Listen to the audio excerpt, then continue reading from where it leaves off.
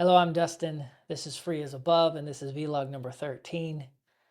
I want to just give a quick side note that the information that I'm sharing builds on knowledge of the first vlog. So if you jump in now and you may not know what I'm talking about, you may get confused and it may not be the most helpful. This information, I try to keep it in short little pills, little packets. It's about 6 minutes if I can get it in that space.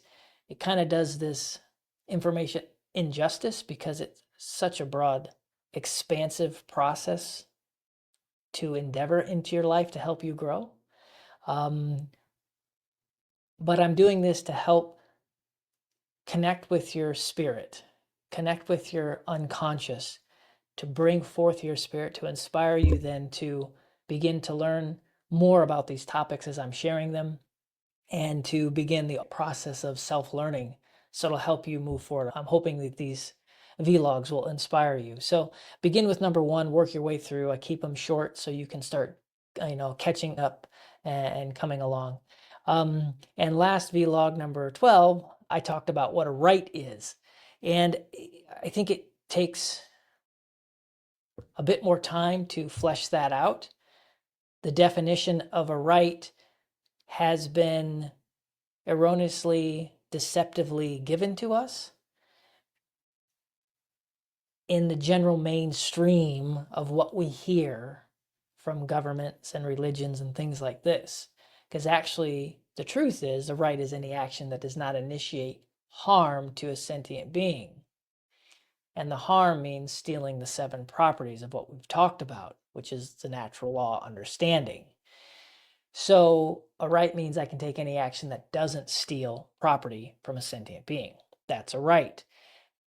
Where we hear it as in typical in education, like I said, in governments and churches and academia, all those things I've just shared, is it is something that has to be granted to us by an institution.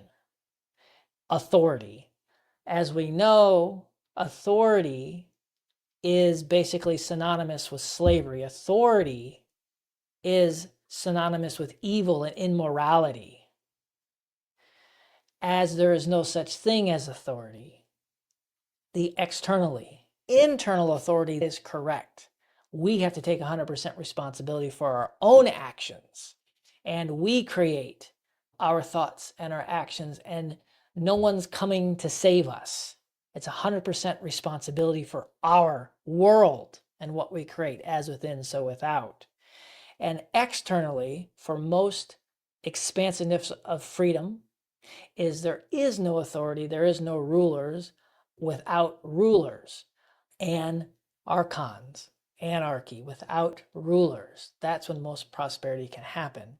That's the reality of this realm. We've just given the inverse of all of that. Therefore, the inverse of these definitions. When a right is violated, if someone says my rights are being violated, well, we would have to use discernment through the truth of it. That would mean there is someone, individual, either connected with an immoral organization, which are order followers, police, military, government workers, whatever, those are order followers. They're immoral people because they abdicate their responsibilities to some other organization and they just follow orders without thinking about it. And that's how they get a paycheck. They literally offshoot their responsibility for money. It's the most deplorable human being. They're just so deplorable that they would actually do that. An order follower comes along and says you can't do that. They're preventing you from doing it. And how they prevent you from doing it is threats of violence or actual violence, meaning they're going to steal your property. They're going to aggress upon you. They're going to force your free will. They're going to use deception, right? They're going to steal your property. They're actually attempting or actually doing violence to you.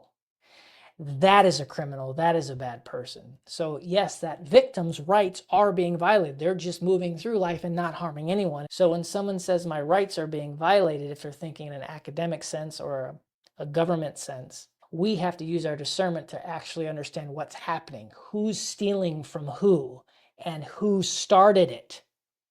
The key is who started it. That will give you clarity as you process this definition of what a right is. As we now know, foundationalizing ourselves in natural law, meaning we're lining ourselves with nature. Natural law means if I take an action that steals property from a sentient being, I'm going to get karmic consequences sent my way, and I will suffer, and everyone around me will suffer. That just happens. It is what it is in nature. So if you continue down that path, you're just creating more suffering. If we align with the realm of not doing that, obviously we create less suffering and we move forward as a species. We have to learn what the definition of a right is. We have to know that, the foundation of how nature works, and then how to behave according to that. I hope that helps, and I'll see you in the next one.